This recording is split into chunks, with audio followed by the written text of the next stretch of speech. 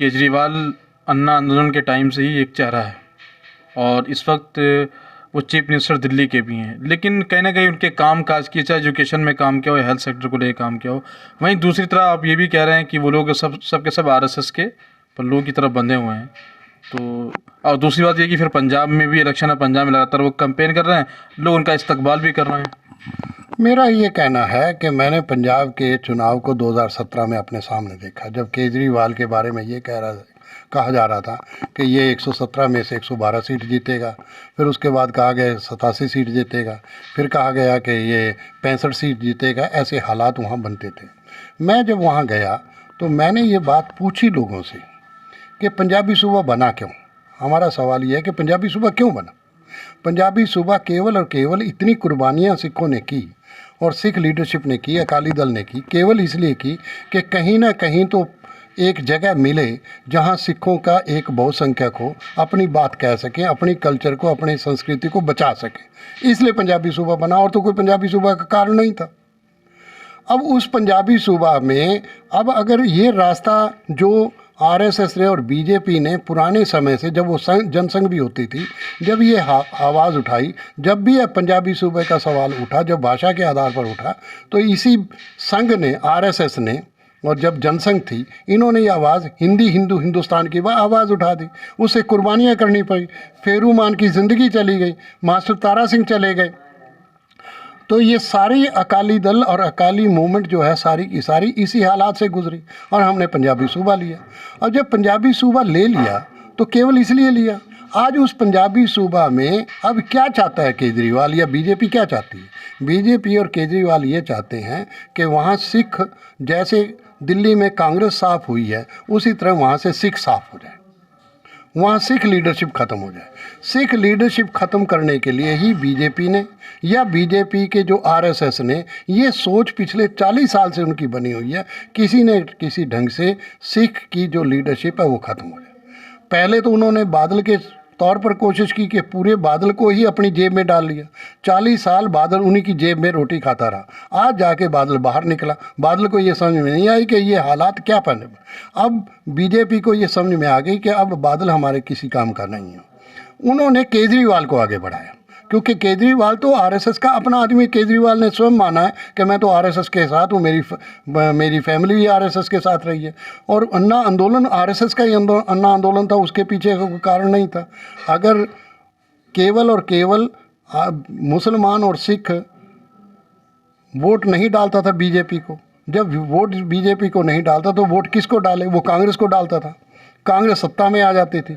अब कांग्रेस के वोट को साफ करने के लिए उन्होंने केजरीवाल को आगे बढ़ाया, ताकि वो आरएसएस को या बीजेपी के खिलाफ बोले, ताकि वोट जो है वो ये समझें, सिख और मुसलमान ये समझें कि ये लोग हमारे साथ। लेकिन सर एक मसला ये भी है कि अभी केजरीवाल, आप गुड़गांव हरियाणा में रहते हैं, आप दिल्ली भी जाते होंगे सर, तो दिल्ली में जिस तरह की चमक दमक हॉस्पिटल को लेकर, स्कूल को लेकर, एजुकेशन सिस्टम को लेकर आप देख रहे हैं, तो लोग कई सारे उनसे जो है वो इंस्पायर है, चाहे वो पंजाब के लोग हो या दूसरे स्टेट के लोग हो।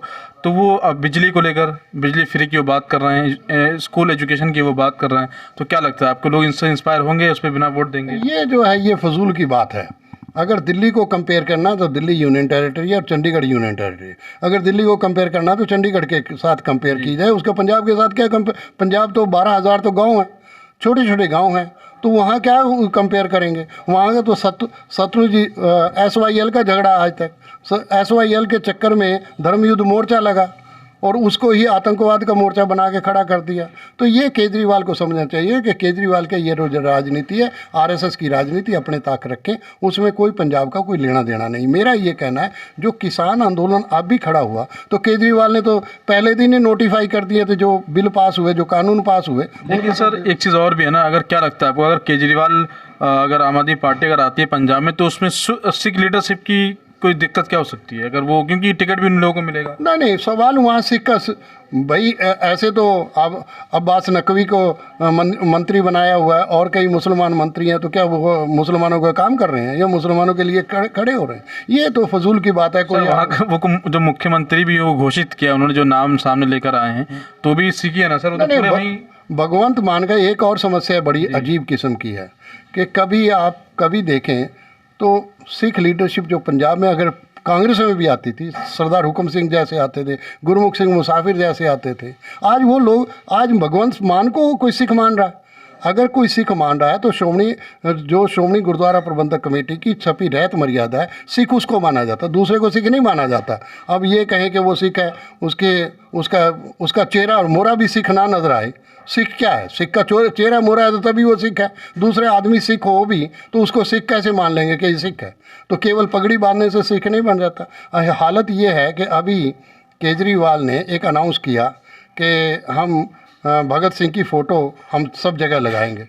तो किस भगत सिंह की हैट वाली, जो फ़ोटो हैट वाली लगाएगा? वो तो सिख वाली फ़ोटो ही नहीं लगाता, उसने तो विधानसभा में सिख वाली फ़ोटो नहीं लगाई। तो वो भगत सिंह सिखों का आइकॉन है, उसको भी वही हिंदू आइकॉन पैदा करना चाहता। तो मेरा ये मानना है कि केजरीवाल को या केजरीवाल की अब अहमियत वहाँ नहीं रही। जो 20-22 सीट पिछले बार वो कभी खालिस्तानी, कभी ये करके, कभी लोगों को, सिखों को आगे बढ़ाकर जब 20-22 सीट हुई तो उसमें से 11 सीट तो वैसे ही चली गई उसके। तो उसके पास आज ये नहीं है कि भगवंत मान के कारण लोग उसको वोट देते हैं, तो उसका कोई कारण नहीं। मेरा ये कारण है कि मेरा ये कहना है कि मैं ना तो कांग्रेस का, ना मैं अकाली दल का, ना मैं किसी और की, मैं किसी की बात नहीं कर रहा। सवाल पंजाब की है, पंजाब की अहमियत की है। प्रोफेसर पूर्ण सिंह ने एक जगह कहा था कि पंजाब जिंदा गुरां दे नां ते। पंजाब की धरती पर गुरुओं की कुर्बानियां हैं, उनकी शहादतें हैं, उनकी बात है। इसलिए पंजाब को पंजाब के तौर पर देखा जाना चाहिए। पंजाब को इस हालात में राजनीतिक प्रतिस्पर्धा में नहीं बांटना चाहिए। मैं अकालियों को भी कहता हूँ, मैं कांग्रेस को भी कहता हूँ, मैं बाकी राजनीतिक पार्टियों को भी कहता हूँ। मेरी अपील है उनको कि पंजाब की सौहार्दता, पंजाब की अहमियत को बनाए रखें, पंजाब की अहमियत को ख़राब ना होने दें। मेरा कोई लेना देना नहीं है कि वो किसको वोट डालना चाहते हैं। उनको ये समझना चाहिए कि पंजाबी सूबा जब बना वो बहुत कुर्बानियों और बहुत शहादतों के बाद बना। उसकी अहमियत को समझें और पंजाब जिंदा गुरां दे नां ते, वो इस विचार से, जिस बात को गांधी और नेहरू ने इंश्योर किया था कि पंजाब की कल्चर को मेंटेन कर रखा जाएगा, क्या केजरीवाल उस मेंटेन कर लेगा? या इसके जो लोग हैं, ये तो वैसे भी एक डेमोक्रेटिक, तो डिक्टेटरशिप चलाता है, ये तो यहीं से सरकार चलाता है। तो मेरा ये कहना है कि मेरा कोई लेना देना ना किसी पार्टी से है, ना किसी पार्टी की मैं बात कर रहा हूँ। मेरा तो अकाली दल से तकलीफ़ मुझे अकाली दल से है, जो अकाली दल रिप्रेजेंट करती रही, 100 साल का इतिहास है उसके पीछे का, वो जो रिप्रेजेंट करती रही उसने अपनी अहमियत को ही ख़त्म कर दिया, जिस अहमियत को उसको बचाना चाहिए था। मैं आज भी अपील करता हूँ पंजाब के, राजनीति होगी, राजनीति लोग करेंगे, लोग वोट डालेंगे। हमें किसी की वोट डालने ना डालने से कोई तकलीफ़ नहीं। हमारा ये कहना है कि पंजाब की संस्कृति, पंजाब की अहमियत, पंजाब का सभ्याचार और पंजाब की सोच और गुरुओं और गुरु नानक की सोच को और सिखों की सोच को अब हम लुटता नहीं देख सकते। ये बात समझ में आनी चाहिए। मेरी अपील सबसे है, मेरी पंजाब से अपील है कि आओ मिलकर बैठें। और फिर मैं अब दोबारा से कहता हूँ कि बाबा खड़क सिंह की अध्यक्षता में जो 1920 की मीटिंग हुई, आज 2022 हम जा रहे हैं, 100 साल का हमारा इतिहास है, जिस मीटिंग की अध्यक्षता बाबा खड़क सिंह कर रहे थे, जिसमें गांधी, मोतीलाल नेहरू, मोहम्मद अली जौहर और शौकत अली थे। उस बात को पंजाब को समझना चाहिए कि मोहम्मद अली जौहर के ये शब्द आज भी हमारे रोंगटे खड़े कर देते हैं, जब मोहम्मद अली जौहर ने ये कहा था कि खालसा जी, हमारे बुज़ुर्गों ने आप पर ज़्यादतियाँ की हैं, हम उसकी माफ़ी मांगते हैं।